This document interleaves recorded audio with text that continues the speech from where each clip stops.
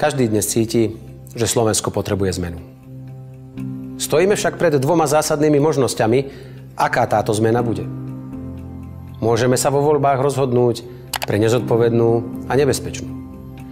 Nezodpovednú, pretože bude hazardovať so sociálnymi istotami ľudí, stabilitou a bezpečnosťou Slovenska. Nebezpečnú, pretože za jej nositeľov sa pasujú ľudia, ktorí buď nemajú nejakú skúsenosť s riadením štátu, alebo v ňom už tragicky zlyhali.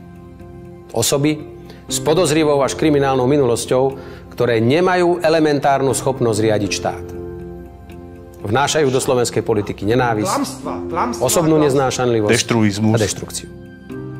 Ak uveríme tým najväčším klamárom, môže nás dokonca čakať extrémne nebezpečná zmena, pretože ohrozí základné demokratické princípy tohto štátu a strhne nás na cestu neslobody. Máme však aj druhú možnosť.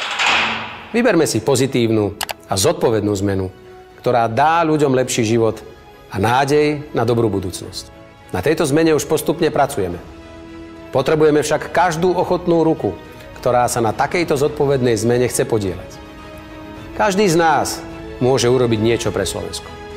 A spoločne tak môžeme zvládnuť nové časy, ktoré mimoriadne rýchlo menia celý svet okolo nás a spoločne sa dopracovať k lepšiemu životu pre nás všetkých. Vyberme si túto lepšiu možnosť. Voľme zodpovednú zmenu a lepší život pre celé Slovensko. Aby sa na Slovensku oplatilo pracovať, podnikať a žiť.